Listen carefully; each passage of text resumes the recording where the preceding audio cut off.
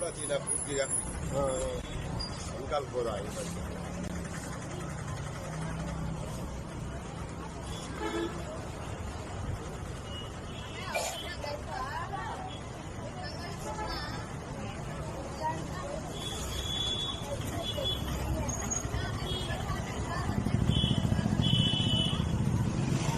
రోజు ముఖ్యంగా తెలంగాణ రాష్ట్ర మాజీ మంత్రి కేటీఆర్ గారు రాహుల్ గాంధీ గారిని ఉరిశిక్ష వేయాలని చెప్పి చౌరస్తాలో చెప్పినారు బహిరంగంగా.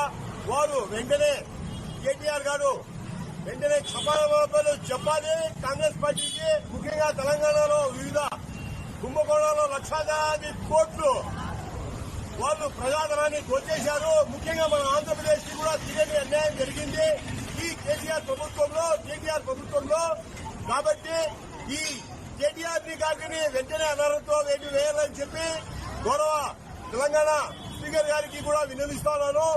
లోక్సభ ప్రతిపక్ష నాయకుడు ప్రీతమ నాయకుడు మన రాహుల్ గాంధీ గారిని ఉరిశిక్ష వేయడం అనేది చాలా వరకు సమంజసం కాదు. తన మాటలను వెనక్కి తీసుకొని గౌరవ రాహుల్ గాంధీ గారికి మరియు కాంగ్రెస్ పార్టీకి కార్యకర్తలకి క్షమాపణ చెప్పి తీరాలని చెప్పి రాహుల్ గాంధీ గారు మంచి వ్యక్తి, సౌమ్యుడు, మంచి మనసున్న వ్యక్తి. గతంలో కూడా కాంగ్రెస్ పార్టీలో ఉన్న 2019 ఏసీ అధ్యక్షుడుగా ఉన్నప్పుడు తిరుపతిలో కలిసినప్పుడు చాలా చక్కగా మాట్లాడారు. రాహుల్ గాంధీ గారు మంచి ప్రోత్సాహం ఇచ్చారు. కాబట్టి అటువంటి వ్యక్తిని ఉరిశిక్ష వేయాలని చెప్పడం తీవ్రంగా ఖండిస్తూ కాంగ్రెస్ పార్టీ నుంచి తీవ్రంగా ఖండిస్తూ జై రాహుల్, జై కాంగ్రెస్.